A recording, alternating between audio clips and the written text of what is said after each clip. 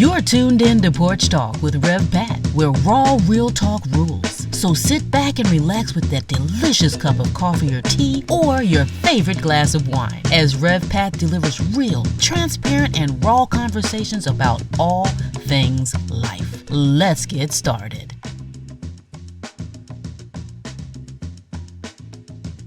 Good morning, good morning, good morning. I am your host, Rev Pat Flowers, and welcome to Porch Talk. I am so very glad that you decided to join me on this day. Grab your coffee, grab your tea, even a glass of wine, and get ready because we're going to delve into some good conversation on the porch today. I have a guest with me on this episode, and her name is Janee D. Brown. You are going to love her. Look, y'all, she is amazing. She is the founder and CEO of Open Book Publishing, and she is not 100 years old, y'all. She's a young African-American sister that is doing her thing, and I could not pass up an opportunity to introduce her to you all so that you can delve into whatever you need. I know that there are those that you want to write a book, you have a story, you don't know how to tell your story. You all have already written a book and you don't know how to publish your book. Well, I'm introducing you to Janee so you can get that thing done. Let's not sleep on our dreams and let's not sleep on getting our stories told, and especially when we can support another sister. So sit back, get your drink ready, and let's get talking. Hello, Miss Janee. Thank you for joining me. Like I told you, I am so excited to interview you. It is an honor. I'm telling you, it's an honor. I say that to every one of my guests because God didn't have to open the door for me to meet so many wonderful young women, and I'm all for the young. I'm ready to infuse some new life into everything that's going on. And so when I see young women, and I've got to say this for my audience, this is a young woman of faith, y'all. This is not just out there in the world doing this.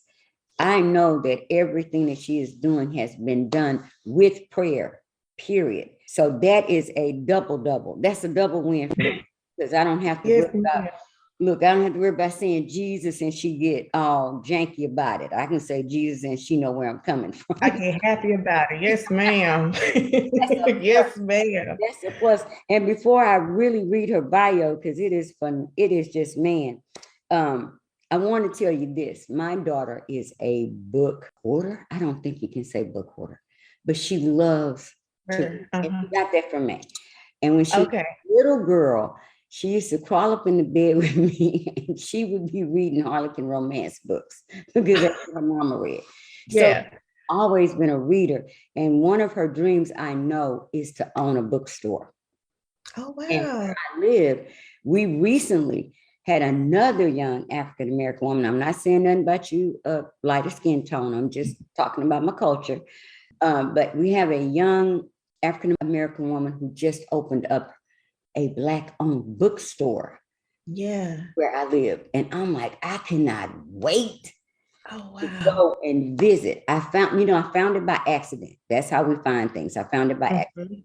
And I told my daughter, and I think I'm just going to, whenever we can get our schedules together, we're probably just going to take a trip there and get us a cup of coffee and just, it's the smell of books. Let me tell y'all can't see this, so don't worry about it. You can't see it. Whenever I'm preaching, and I know the deal now is to always have your little iPad and your phone. Nothing like the hard copy. Yes, ma'am. The paper Bible. Nothing like the feel of this. Nothing. It does something to me. And if you could see around me, I have 1, 2, 3, 4. This is number 5. I have 5 all around me.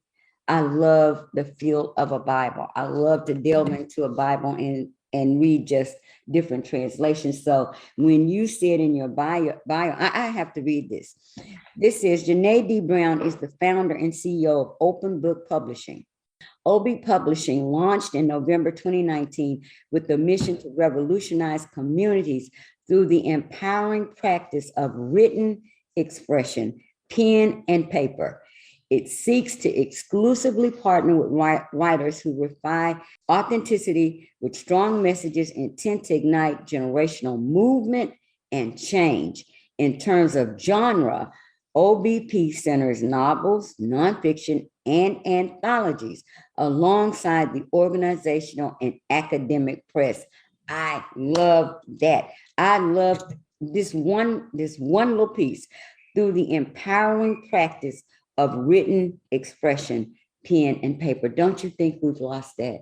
I do. I really do, Miss Pat. And I love to like go back to the fundamentals, right? I think that I become the most creative when I'm not actually on the computer, but I am getting to a place where it's just pen and paper, where it's just me and my thoughts. And I encourage other people to do that. Like sometimes you have to go back to the basics to get back to you. And when you get back to you, get to your story, which produces the book that's been dormant inside of you. Absolutely. I love that. And then I'm just going to open it up because I told you I'm non-scripted.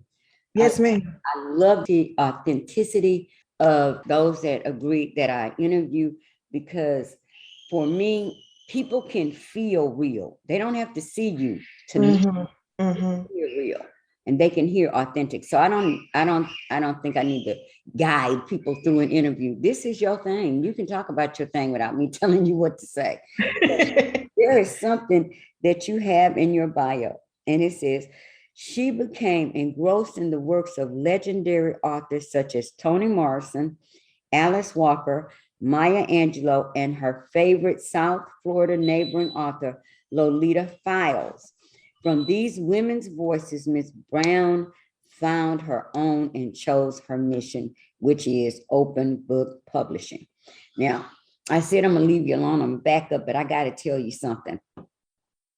They have a documentary, whatever you want to call it, on Hulu of Toni Morrison. Pieces I am. Mm-hmm. Yeah, I watch it over and yes. Yes, Miss Pat. I saw it live in Miami. They had a screening, like a 2-day only, and I packed up and I drove there. It was maybe like 30 minutes from my home, me and my sister friend. And I couldn't miss that. Oh, no, ma'am. Oh, I had to be there. Let me tell you, y'all, and I know I'm interrupting her, but y'all just going to have to bear with me because I'm just so excited. When I watched that, let me tell you, my absolute favorite piece is when she talks about she loves to beat the sunrise. She loves to wake up before the sun rises. And they have this beautiful piece where they're filming where the lake is and the water is. And in like her backyard. Yeah. Imagine her sitting down. Man, I was like, if I could do that. Yes, ma'am. If I could wake up to that. Because I think, and you probably can attest to this, when you're creative, people don't understand how our minds work. We can be just as discombobulated from 9 to 5, but my brain turns on into this imaginary place at about 11:30, 12 o'clock. I'm cooking. I'm cooking, and I can stay up all night. And my family, it drives my family crazy. And they go, you need to get some rest.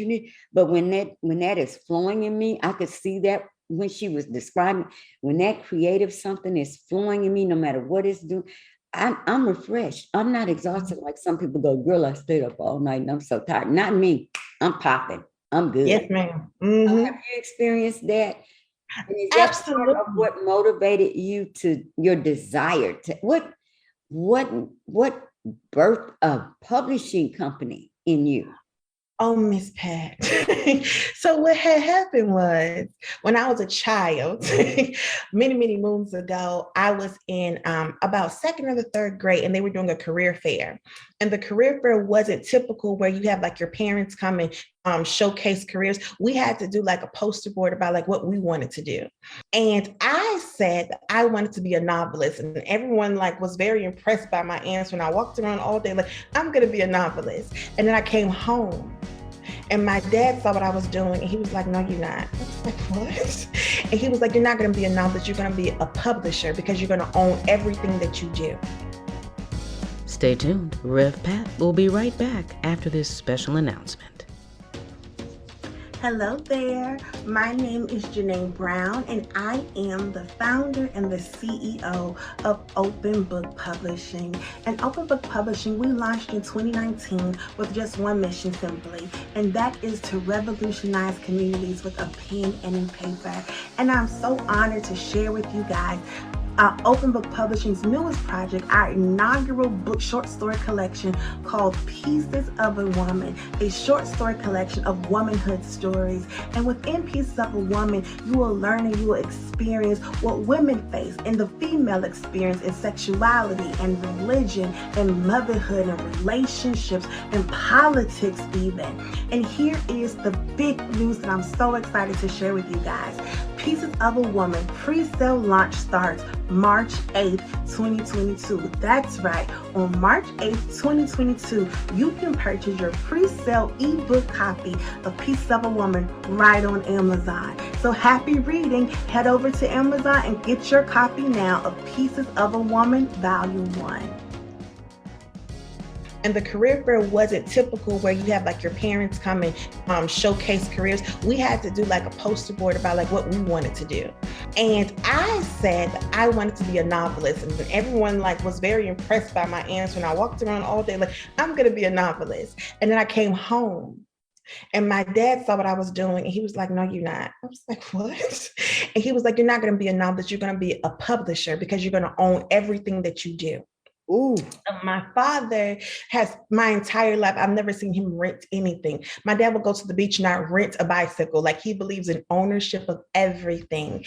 And so I started to have dreams, Miss Pat. I started to dream of myself in this like white flowy dress, sitting on the beach. Like I must have had like a beach house, and I would lean on this like palm tree looking thing, and I would lay there and I would write, and then I would make a phone call and a book will manifest. And I used to have that dream randomly throughout my childhood, and then life happened and I matriculated through school, I got degrees, I started a career, and I had a come to Jesus moment. Like I was really like, I was about to complete my master's program. I was in the process of purchasing my own home. And on paper, I looked good, right? I looked like I was making my parents proud, but I felt like something was missing. I loved my job, but I still felt like something was missing. And I did a prayer fast and I prayed for 60 days with my cousin. And on day 59, I was very like, God, what is the purpose? What are we doing? And I went to sleep and I had that same dream. I hadn't dreamed that dream in years. And I dreamed of me with my hair tied up like it is right now, with this long white dress on the beach with the house. And I was writing and I make a call and a book manifested. And I woke up and I said, I'm supposed to publish books. And I did some paperwork, I did some research, I did some freelance editing, bada boom, bada bang, and here we are. We are Open Book Publishing. That's how it happened. Like there's no like, I didn't go to school for it. I haven't been studying. I wasn't acclaimed from New York best, like none of that. Like it was all God and prophesying of my father, 100%. Isn't that even more empowering? I love listening to women, no matter what age, share how their dream manifested itself. And I'm telling you, some of the most joyful and most peaceful women that I have interviewed that are in business, the joy comes when they say, I didn't study for it. Yeah. You can tell the joy with which they do what they do. And it all links back to, I didn't go to school for this. This wasn't my plan. And every single woman that I have interviewed has said the same thing. They didn't go to, and they present a different aura to me. And I am not negating education. I mean, God bless you if that's what's in your path, if God has already destined you to do that. But there's a different aura with the women that didn't study. Excuse me. Didn't study. And I think, Miss Pat, I really believe the Bible, right? I believe that your gift make room for you, right? But beyond that, I do agree with you that education is still important, because when I became a publisher, there were so many things that I had to learn and I had to teach myself, whether it's through YouTube University, joining coaching programs, reading books and doing workshops to learn about publishing. So yes, I'm a part of that group of women who just follow their passion 100%. But once you get into it, you have to respect your gift enough to polish your craft. And so that's what I've done. That's what I've done. Education and learning is a lifelong journey. And when you make it a lifelong journey, regardless if you went to school and mastered or got a degree rather for whatever you're planning to do, and you followed that trajectory, or you made a difference and you changed and you evolved into something else and you created a different life, which you are allowed to do as many times and as long as you have breath, but then you go back and you polish your craft, that's fine too. Absolutely. And I love that you said that, because, babe, I have a degree from YouTube University in several different things. Yes, ma'am. I'm a cum laude or whatever. Cum laude. That's me, because if I don't know something, and I'm doing that now with something, this is what I believe.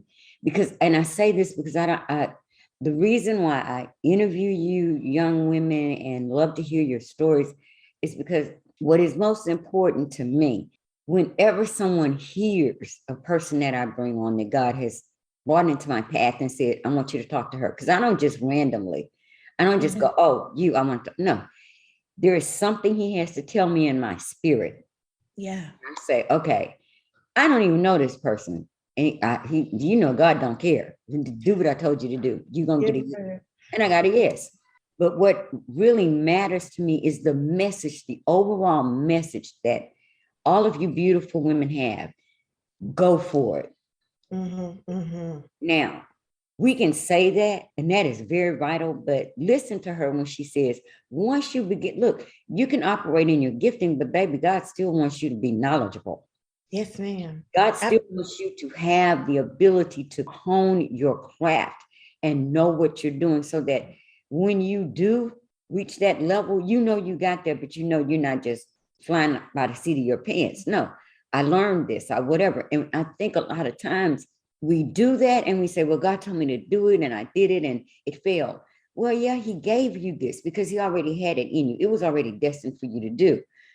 But along with that, God is a God of wisdom. God is a God of order. Yes, ma'am. There are some things that we are responsible for in achieving our dreams. I do want to ask you if you can come up with one challenge that almost made you say, I don't want to do it. What was it? Trusting God on a different level.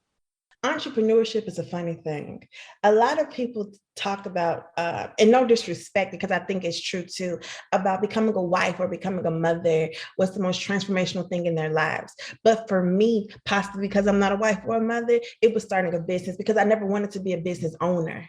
I never had that desire to be an entrepreneur.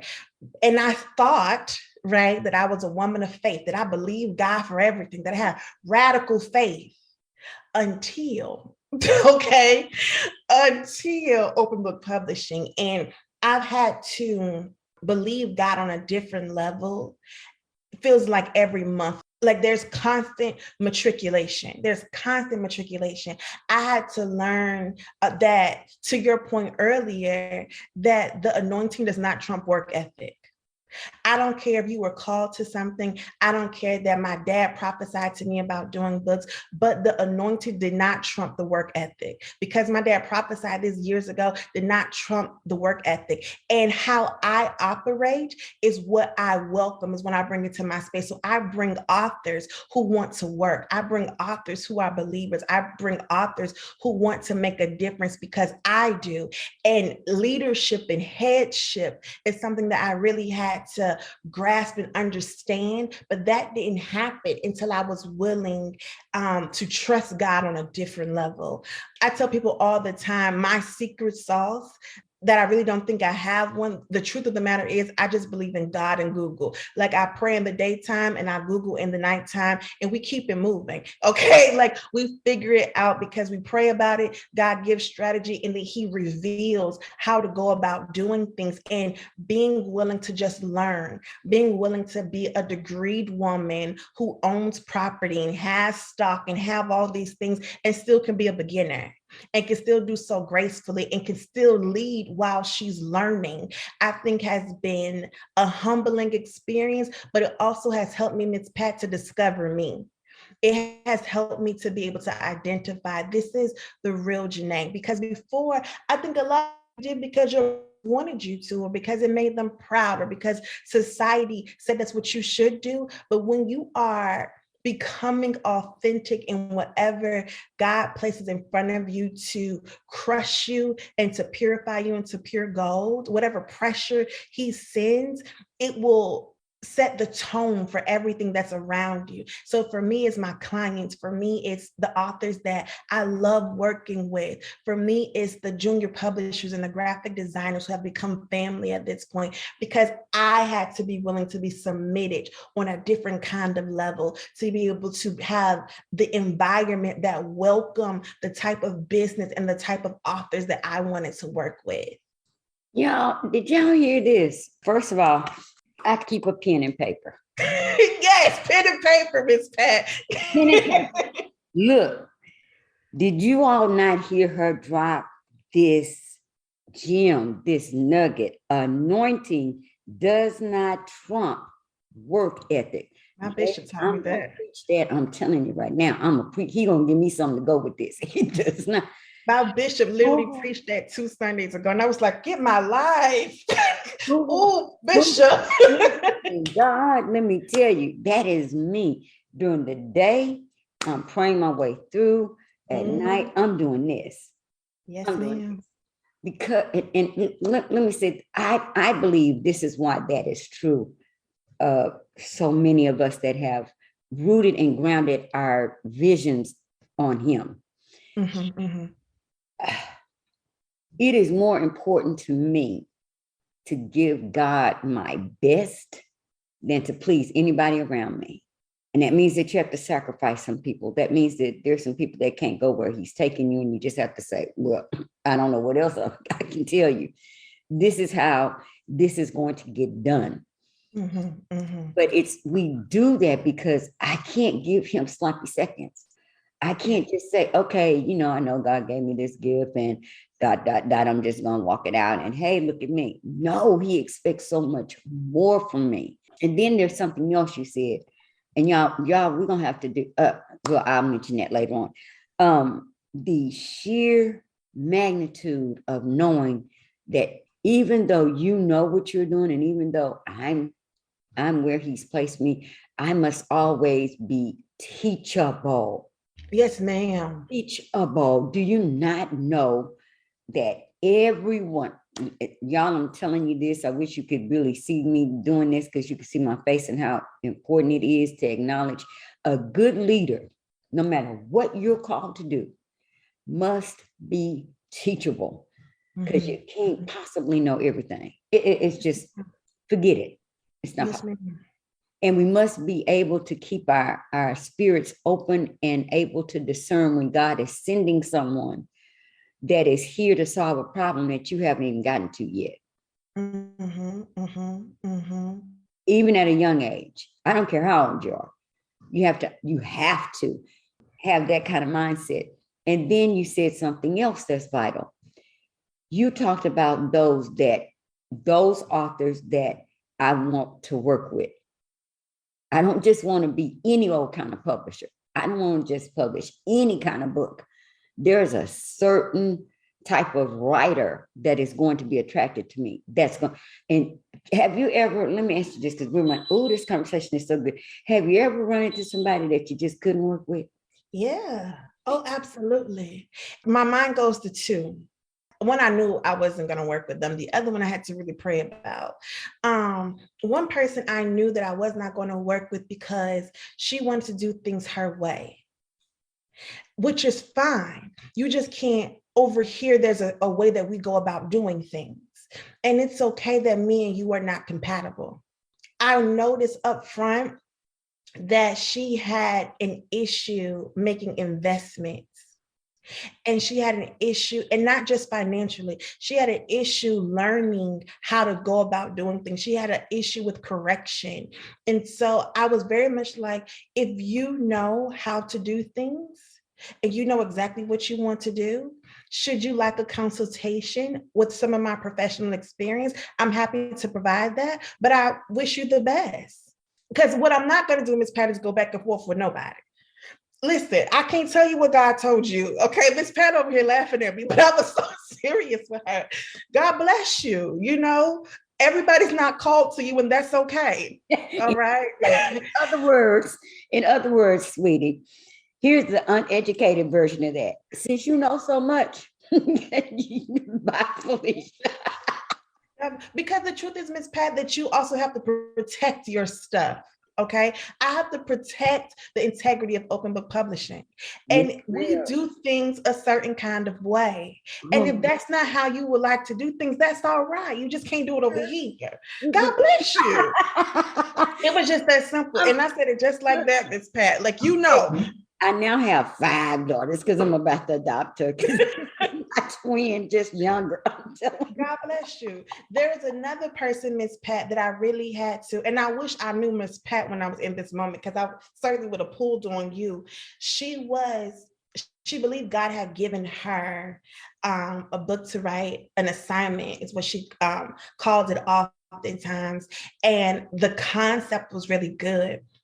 But she didn't think that she was worthy enough to do it, like most of us, right? And I was like, he does not call the qualified. Like, he's just not going to do that. But it was a very heavy thing that she believed God was telling her to do, and God was calling her to say. And I couldn't, in good faith, publish your work if you couldn't stand in it. Like, if you couldn't be flat-footed, and I honestly didn't think that you was ready to publish it. I feel like there was some more work that you needed to do in your private time that was going to be beneficial to the end product, but I just didn't feel like I could work with her because the work that she needed wasn't about publishing. And I also knew financially she was struggling. And I was like, she's not going to get the return on her investment if she is not flat-footed. You can't experience the move of God if you don't have faith in it. Nope. So if you're struggling with faith, like, we got to deal with that first, you know? And I was like, I'm not Miss Pat, you know what I mean? Like, I'm not a pastor.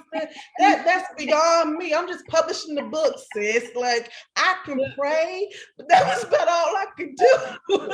We can't write nothing if we don't have enough belief. You can't do anything. Mm-hmm. You can't do anything. I can have an assignment. Mm-hmm. And I have had assignments, but until I move out of the place of believing that I'm worth him using me, it's just another something he told me to do. It's still going to stay on the to-do list. It's never going to get done. So, and no matter who he connects me with, if I have not shifted my thinking to, okay, let's do this. If I fail, I fail. If it's a flop, it's a flop. Look, that was my whole thinking with the podcast, with anything I do. Look, if one person shows up on my lives every day, I'm going to talk like I have an audience of 1,000 because I love that one. Mm-hmm. I refuse to say it wasn't worth it because only one person. Stop telling yourself that it wasn't worth it if only one person bought the book. One person needed the book. Mm-hmm. Start writing the second one.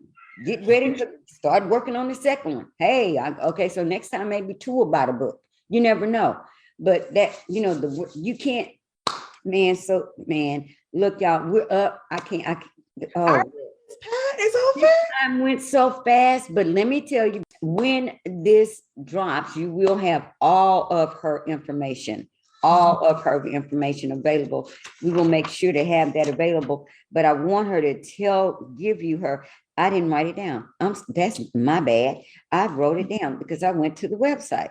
obpublishing.com. I knew obpublishing.com. Check her out. Check out the website. But as a surprise, y'all, if you, and I'm going to invite her, I'm going to tell her she coming. I'm not asking her right now. I'm just telling her she coming. Yes, ma'am. Telling her she coming. If you would go to www.zippystream, y'all listen to what I'm saying, Zippystream, ZIPISTREAM.com. If you will go and, well, no, I need to put the link. I'll put, my producer will put the link here, and you will be able to catch bonus porch talk. It's Beyond the Porch. It's called Beyond the Porch. You can catch up on all of the latest, all of my new episodes, past episodes, but you also get to get some bonus listening. And it's not going to be for 30 minutes. And it's more real. And it's going to be more me than you normally get in this structured thing. So I invite you to click on the link, follow the link, subscribe, and you get to get some bonus publishing, because we're going to get real on the bonus end. So I'm telling you, Miss Janee, we're doing some real talk. So y'all can already, I'm gonna tell you right now, have your coffee, your tea, but you might want to have a glass of wine, because Beyond the Porch is not just what you say. Tea. It won't be just coffee and tea. We're talking about some take all of the fluff off and let's just really get real. I'm already real, but my producers give me permission.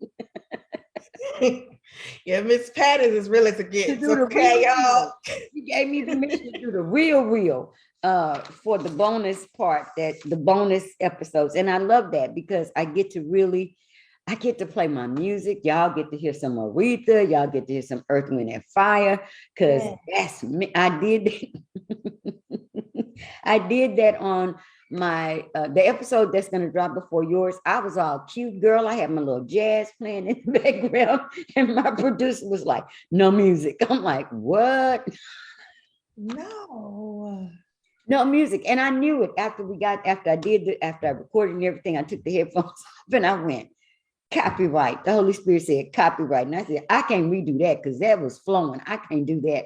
So on Beyond the Porch, the bonus edition of Porch Talk, I get to do my thing, have my music playing, and just do a deep dive in conversation. And we're going to sit and we're going to talk like sisters, not publisher to podcaster. We're just going to get real and get live. But fam, we've got to go. We've got to go live in Called Chosen Covered. That is the private community on Facebook. You're welcome to join the Facebook group community. I hate the word group. It's a community of women that are there to uplift, encourage, and inspire one another, but more importantly, to make an impact on lives for eternity. Period. So join the group, check out the public page. We've got to be out. Thank you for joining me. I will see you back here on the porch next week.